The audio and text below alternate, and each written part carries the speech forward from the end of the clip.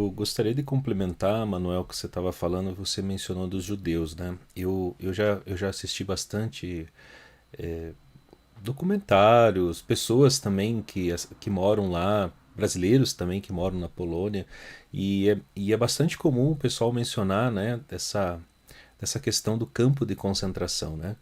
E daí eles sempre colocam que é um campo que não é campo polonês, né? Porque isso também é um campo, vamos chamar assim, alemão em território polonês, né? Muitas vezes o pessoal coloca isso para deixar bem claro, né? E uma coisa também que eu acho importante mencionar aqui para aproveitar o seu comentário, né? É a questão ali de turismo, né, em Auschwitz, por exemplo, né? Então hoje eu vejo, e eu já encontrei também poloneses em algumas viagens que eu já fiz, comentário assim: ah, primeira vez que você for lá na Polônia, deixe, não seja prioridade Auschwitz, né? Porque hoje o turismo na Polônia, muitas vezes o pessoal coloca lá Cracóvia, Varsóvia, né? Cracóvia como a antiga capital, e daí o pessoal já coloca lá Auschwitz, né? Então, isso não é Polônia, né? Isso é um campo, né, que não é polonês, né? E isso é algo também que eles insistem bastante, porque às vezes as pessoas que não conhecem colocam como se isso fosse algo da Polônia e não colocado na Polônia, né? Perfeito, perfeita colocação, Caio. Quando você entra num campo de concentração na Polônia, você está entrando num pedacinho da Alemanha nazista que sobrou lá. Essa é a visão que você tem que ter, né? O Estado polonês, principalmente no século XIX, era visto como o paraíso judeu, né? Algumas partes da Alemanha também levavam esse título, tá? Não é para menos que todo aquele ódio que os nazistas vão construir contra os judeus vem daí, né? Às vezes as pessoas pensam, não tinha judeu na Alemanha. Não, tinha muito judeu na Alemanha, tá? E a Alemanha era um dos lugares que melhor tinha assimilado eles também. Mas o estado, a região da Polônia ainda era melhor isso, tá? Na região polonesa era onde existia então esse paraíso judeu.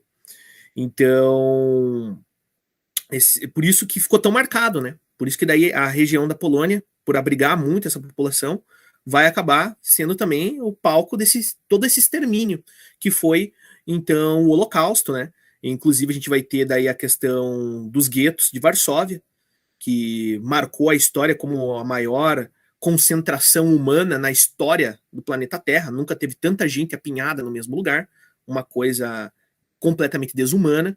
Para quem quiser ter um pouquinho melhor essa referência, tem aquele filme O Pianista, é excelente, tá? Mostra bastante essa realidade dentro dos guetos de Varsóvia. Mas vale ressaltar que nem sempre essa realidade dos judeus na Polônia foi esse mar de rosas todo, tá? A Polônia, assim como outras regiões da Europa, passou por um processo de realmente de aceitação dessas populações judaicas, né? De entender quem eles são, de instituir leis do que eles podem, o que eles não podem, tá? Então, nem sempre foi essa coisa tão harmoniosa como às vezes nossos amigos poloneses gostam de traçar, tá? Há um pouco de construção histórica do que eles querem vender aí, tá? De que então é um povo que sempre sofreu, colocado sempre como vítima e mega amigos dos judeus. Calma, vamos com calma. Houve todo um processo para isso que não foi tão harmonioso assim, mas é desde praticamente da época de Kazimierz III, tá? Casimiro III, o Grande, é um dos maiores reis da história da Polônia ainda, rei Piasta, tá? Então lá em mais ou menos século XIV, tá? 1300 e cacetada, que já começa esse processo, então, de falar, não, vamos criar um espaço para as comunidades polonesas, as comunidades judias aqui dentro da Polônia, tá? Mas fica aqui dada a ideia. Nem sempre foi uma coisa tão harmoniosa, assim como às vezes dá indício de parecer que foi,